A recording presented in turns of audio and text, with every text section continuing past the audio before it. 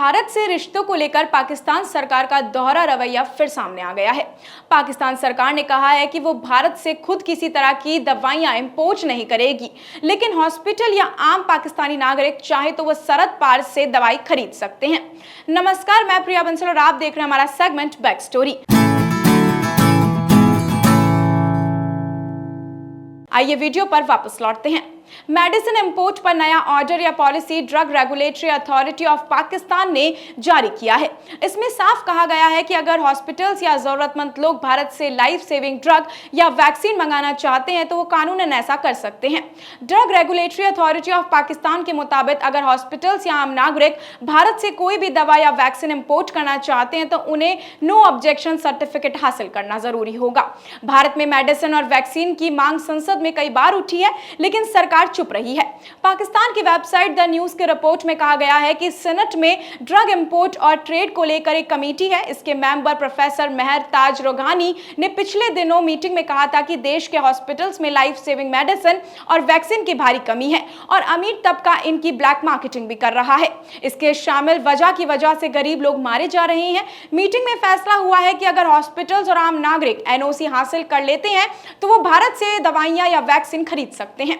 रेघानी ने कहा है कि मेरे पास हर रोज पाकिस्तान के हर कोने से डॉक्टर्स और आम लोगों के फोन आते हैं, वो दवाइयां भारत से मंगाना चाहते हैं। उनकी लिस्ट बहुत लंबी है और ये अगर हम किसी और देश से मंगाते हैं तो कई गुना ज्यादा कीमत चुकानी पड़ेगी।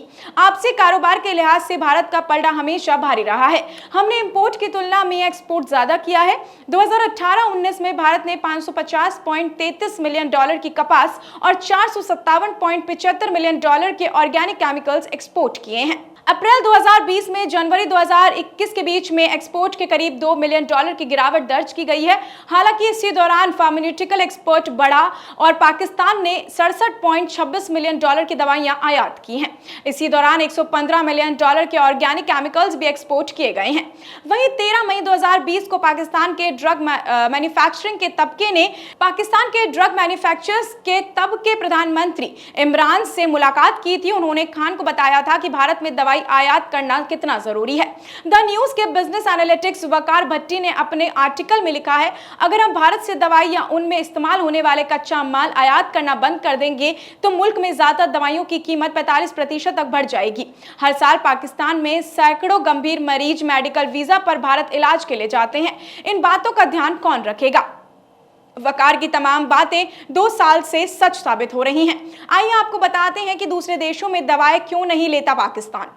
इसमें 2 खास बात यह है कि पहला, भारत से दवाई आयात करना आसान और बहुत सस्ता है। दूसरा, भारत को वैक्सीन और मेडिसिन का हब भी कहा जाता है।